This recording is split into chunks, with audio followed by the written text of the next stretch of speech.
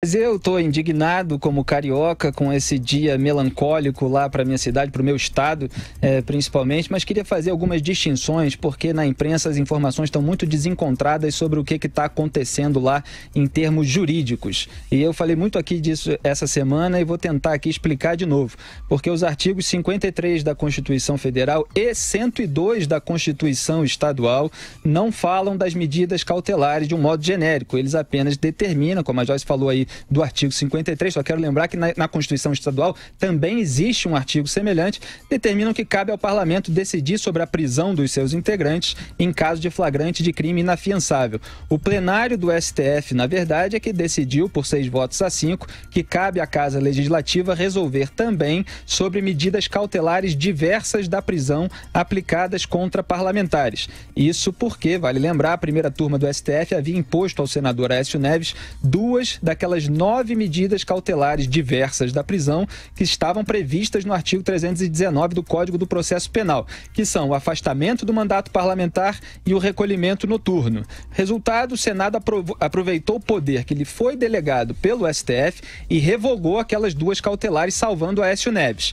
No caso do Rio, em razão do envolvimento com a máfia dos transportes, o TRF2 determinou não só a prisão do Jorge Pisciani, Edson Albertassi e Paulo Melo, que se entregaram, mas também o afastamento de cada um do mandato parlamentar. E o tribunal... São medidas cautelares? Medida cautelar. Tá, o afastamento é a medida cautelar diversa da prisão. Tá. E o tribunal, seguindo a Constituição Federal e Estadual, decidiu submeter a Alerj apenas à prisão, não o afastamento. Ou seja, agora que a Alerj derrubou a prisão por 39 votos a 19, os parlamentares, em tese, continuariam afastados do mandato.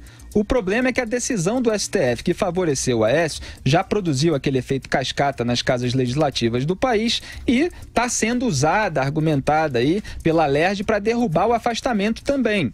Isso foi o que fez, e o Augusto lembrou aqui nessa semana no programa, a Assembleia Legislativa do Mato Grosso, por exemplo, que revogou não só a prisão preventiva, conforme se permite pelo texto constitucional, mas também o afastamento do deputado estadual Gilmar Fabris, filmado recebendo propina de R$50 mil entregue por um membro do governo estadual. Então, a Procuradora Regional da República, Silvana Battini, ela tinha dito que se a Alerj seguisse o mesmo caminho, ela ia, ou seja, vai, porque a Alerj seguiu esse caminho, pedir à Justiça que mantenha afastados dos cargos o Pisciani, o Melo e o Albertassi. Dou aspas para ela. Há uma decisão do STF muito recente, ligada ao caso do senador Aécio, que determinava que as casas respectivas deliberassem sempre que houvesse uma decisão judicial que interferisse no mandato. Mas essa decisão do Supremo não se referia aos deputados estaduais. Ao que tudo indica, se referia a deputados federais e senadores. Como há uma dúvida sobre a extensão dessa decisão do Supremo, essa é uma questão que vai ficar em aberto agora e que vai ser discutida novamente. E o que aconteceu? O acórdão, que é a íntegra da decisão final por escrito, daquela decisão do Supremo sobre o Aécio, ainda não foi publicado.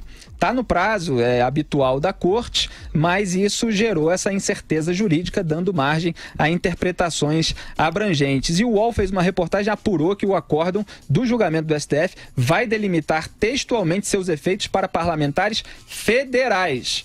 Ou seja, o afastamento, em tese, terá de ser mantido pela Justiça no caso aí desses parlamentares do Rio de Janeiro. Agora, o que eu achei curioso, só para complementar, foi o depoimento do Marco Aurélio Mello, que ele falou: não sei como surgiu essa ideia de que nossa decisão abrangeria deputados estaduais e, quem sabe, até vereadores. Eu fiquei pasmo.